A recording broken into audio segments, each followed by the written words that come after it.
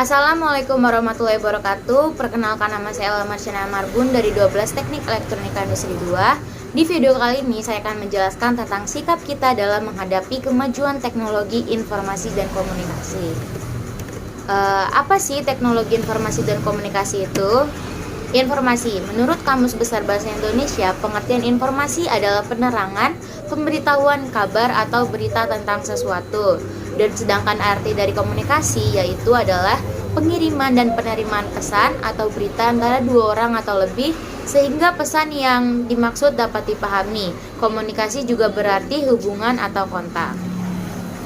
Lalu kita lanjut, apa saja sih dampak dari teknologi informasi dan komunikasi dalam kehidupan kita sehari-hari? Simak lagi ya. Yang pertama, di zaman generasi milenial ini telah banyak kemajuan dan perkembangan teknologi, terlebih pada bidang teknologi komunikasi dan informasi. Komunikasi memang sudah sangat menyentuh seluruh aspek kehidupan masyarakat, atau sebaliknya, semua aspek kehidupan masyarakat menyentuh komunikasi. Komunikasi ini sangat penting fungsinya untuk manusia, karena dengan komunikasi, manusia dapat menyampaikan apa yang ada dalam pikiran dan hati nuraninya kepada orang lain, baik secara langsung maupun tidak langsung. Komunikasi juga dapat membantu manusia mengetahui dunia sekitar yang tidak diketahuinya dengan berkomunikasi dengan manusia yang lain secara tidak langsung, untuk memudahkan manusia dalam berinteraksi, berhubungan dan bersosialisasi dengan yang lain.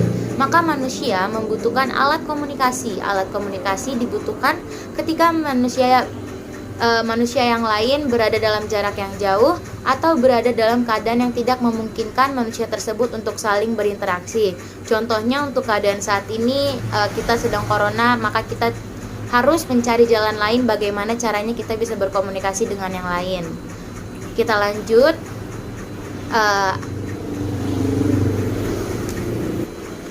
Alat komunikasi itu tersebut semakin berkembang pesat seiring dengan perubahan zaman, sehingga tanpa disadari sudah mempengaruhi setiap aspek dalam kehidupan manusia. Saat ini teknologi komunikasi sudah menjadi kebutuhan sehari-hari dalam menjalankan aktivitas seperti penggunaan televisi, telepon, gadget, internet, dan lain-lain. Sudah menjadi hal yang biasa yang kita temui di kalangan masyarakat, terlebih di kota-kota besar. Kita lanjut.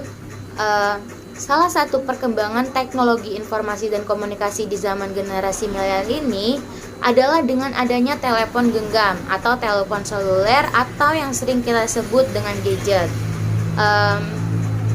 Gadget menjadi alat komunikasi yang sangat penting karena mudah digunakan dan dapat dibawa kemana-mana.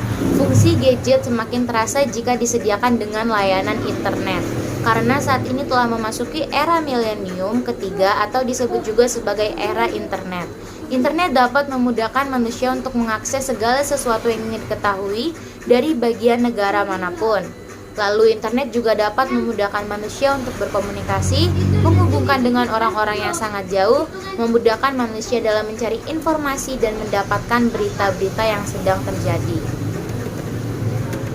Lalu, posisi gadget sudah menggantikan gaya hidup generasi milenial saat ini. Gadget yang seharusnya dikendalikan oleh manusia berubah menjadi manusia yang dikendalikan oleh gadget.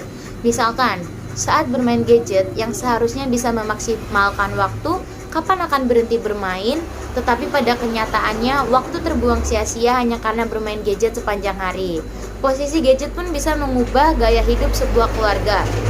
Misalkan, saat orang tua sibuk dengan gadgetnya, orang tua membiarkan anaknya main sendiri atau cuek kepada anaknya. Lalu juga saat anak memainkan gadget mereka, saat orang tuanya berbicara kepada mereka, anak tidak mendengarkan perkataan orang tuanya dengan baik, maka orang tua harus mengulang perkataannya lagi. Sehingga ada istilah di zaman sekarang yang menyatakan gadget menjauhkan yang dekat dan mendekatkan yang jauh. Apabila diperhatikan, gadget saat ini tidak hanya dimiliki oleh orang tua dan orang dewasa saja, akan tetapi gadget dan internet tersebut sudah masuk ke dalam kehidupan anak kecil dan remaja. Kementerian Komunikasi dan Informasi Kemenkominfo yang bersumber dari Asosiasi Penyelenggaraan Jasa Internet Indonesia atau yang bisa kita singkat dengan APJII mengungkapkan bahwa berdasarkan usia, pengguna internet terbanyak pada rentang usia 13 sampai 19 tahun sebanyak 76,50% atau sekitar 98,50 juta pengguna.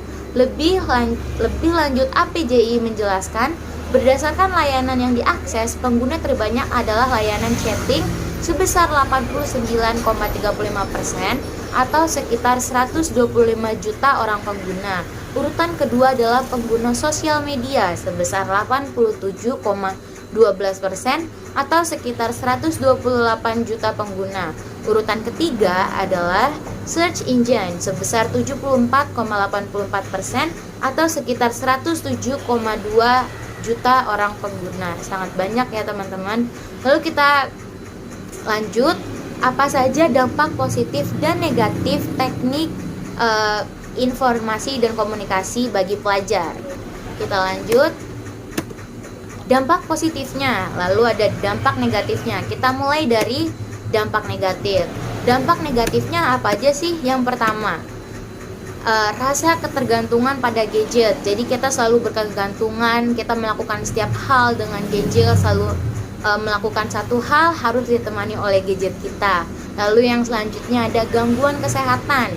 Terlalu banyak bermain gadget dapat mengganggu kesehatan, terutama kesehatan mata kita dan otak kita juga.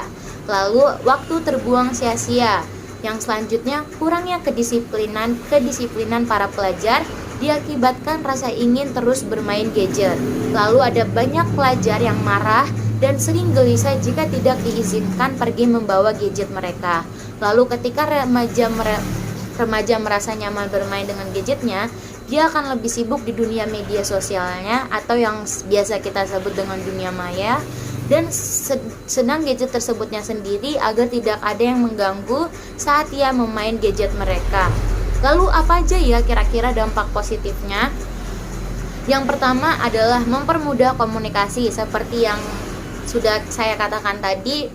Contohnya kita lagi corona seperti ini, kita tidak bisa saling bertemu satu sama lain, tapi kita punya alat media lain yaitu gadget untuk saling berkomunikasi, bertukar kabar dengan kerabat atau teman atau saudara kita dimanapun mereka berada. Lalu yang kedua adalah menambah pengetahuan. Kita dapat dengan mudah mengakses atau mencari situs tentang pengetahuan dengan aplikasi di dalam gadget kita. Contohnya ada Ketikom atau Kompaskom dan lain-lain. Lalu dampak positif dari informasi dan komunikasi ini adalah menambah teman.